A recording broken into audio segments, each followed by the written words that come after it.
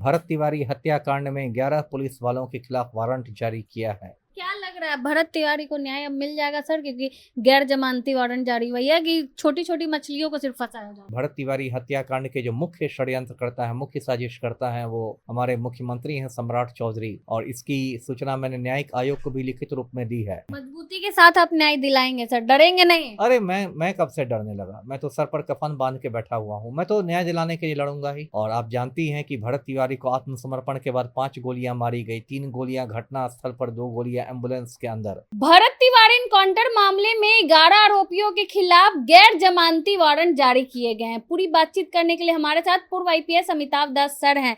कैसे देख रहे हैं सर, 11 आरोपियों के खिलाफ जो है वारंट जारी हुआ है? एक बड़ी खबर आ रही आरा से। आरा की एक कोर्ट ने आज भरत तिवारी हत्याकांड में 11 पुलिस वालों के खिलाफ वारंट जारी किया है। और ये मामला पूरा दर्शक जानते हैं। भरत तिवारी की हत्या हुई थी 17 जून को भोजपुर जिले के बिलौटी गांव में, और उसके बाद काफ़ी हंगामा मचा था, राष्ट्रीय स्तर पर हंगामा मचा था।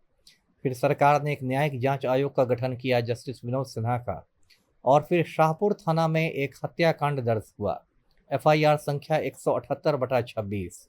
ये जो भरत तिवारी की माता जी हैं आशा देवी, उनके बयान पर दर्ज हुआ, और उसमें 10-12 पुलिस वालों को आरोपित बनाया गया था, जिसमें जगदीशपुर के उस समय जो एसडीपीओ थे राजेश शर्मा वो शामिल थे, शाहपुर के जो थाना प्रभारी थे राजेश मालाकार वो शामिल थे, जो एसटीएफ का कमांडो था अक्षय कुमार वो शामिल था, और ऐसे ही और कुछ दरोगा सिपाही हवलदार सबको बनाया गया था।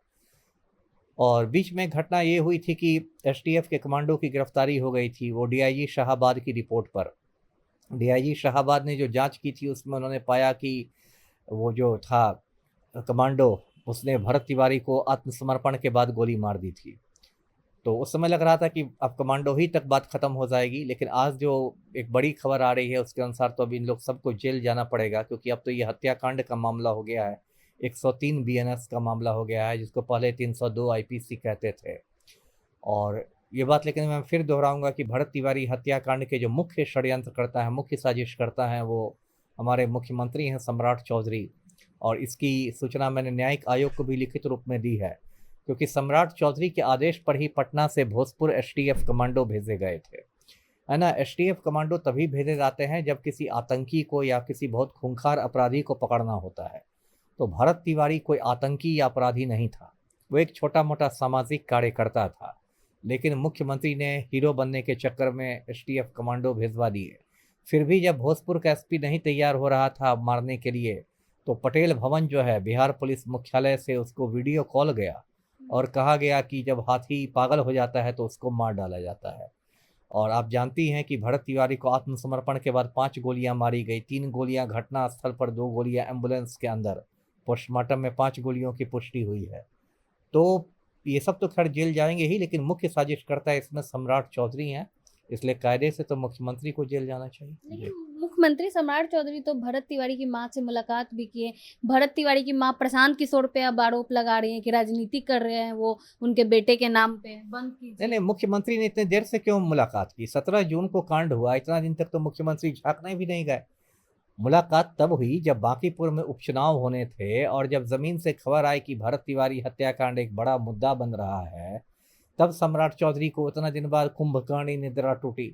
तब जाके जगदीशपुर के एसडीएम का ट्रांसफर हुआ, और जो जगदीशपुर के एसडीपीओ को जो मद्य निषेध विभाग में तैनात कर दिया गया था, उनका पदस्थापन रद्द हुआ।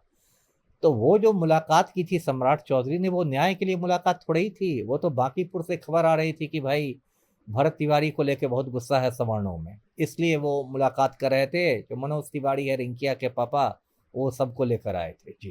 तो क्या लग रहा है सर, ये भरत तिवारी मामला रहा बांकीपुर में भाजपा की हार का? कई कारण रहे। एक तो जेन जी का आंदोलन रहा, वो भी एक कारण रहा। एक भाजपा विरोधी माहौल बन गया था जेन जी आंदोलन की वजह से। एक भाजपा का अहंकार एक वजह थी, जो भाजपा ने कह दिया था कि हम कुत्ता बिल्ली किसी को चिता देंगे, उसकी वजह से। लेकिन हाँ, ये भी एक वजह रही, भरत तिवारी हत्याकांड की वजह से और नीट छात्राकांड की वजह से सवर्णों ने भाजपा के खिलाफ जमकर वोटिंग की है। लेकिन भरत तिवारी की मां के लिए जो है प्रशांत किशोर पहुंचे थे, मदद भी किया उन्होंने। लेकिन अब उनकी मां का ऐसा क्यों है सर, बदल गई है वो? अब मैं क्या बताऊं, मुझे लगता है कुछ लोग उनको गुमराह कर रहे हैं। भरत तिवारी की मां ने कहा कि प्रशांत किशोर ने मुझसे कहा था बांकीपुर में प्रचार करने के लिए, लेकिन इसका खंडन भरत तिवारी के ही पिता ने कर दिया। भरत तिवारी के पिता ने कह दिया कि मेरी पत्नी की मानसिक स्थिति ठीक नहीं है, उसने अपना बेटा खो दिया है तो उसकी मानसिक स्थिति अभी सामान्य नहीं है, ऐसा प्रशांत किशोर ने नहीं कहा है। मुझे लग रहा है कि कुछ लोग भरत तिवारी की मां के कंधे पर रख के बंदूक चला रहे हैं, खासकर कुछ भाजपाई लोग। ये तो क्या लग रहा है भरत तिवारी को न्याय अब मिल जाएगा सर, क्योंकि गैर जमानती वारंट जारी हुई है कि छोटी छोटी मछलियों को सिर्फ फंसाया जा रहा है? अब थोड़ी उम्मीद तो बंधी है, थोड़ी उम्मीद तो बंधी है कि ठीक है, अब तो मान लीजिए वहाँ जो थाना प्रभारी थे, जो एसडीपीओ थे, वो लोग जेल जाएंगे, तो कुछ तो उम्मीद जरूर बंधी है। लेकिन फिर मैं वही बात कहता हूँ कि असली साजिशकर्ता जो है, षड्यंत्रकर्ता, वो तो मुख्यमंत्री हैं सम्राट चौधरी। आपने लेटर लिखा सर, जवाब आया? उसकी पावती मुझे आ गई है, आयोग से ये आ गया है कि आपका पत्र मिला है, और मुझे लगता है कि सितंबर महीने में शायद मुझे बुलाया भी जाएगा आयोग तो में। मजबूती के साथ आप न्याय दिलाएंगे सर, डरेंगे नहीं? अरे मैं कब से डरने लगा, मैं तो सर पर कफन बांध के बैठा हुआ हूँ, मैं तो न्याय दिलाने के लिए लड़ूंगा ही। ये बहुत बहुत धन्यवाद। बाकी पूरी बातचीत को लेकर आप क्या कुछ सोचते हैं, अपनी राय कमेंट बॉक्स में जरूर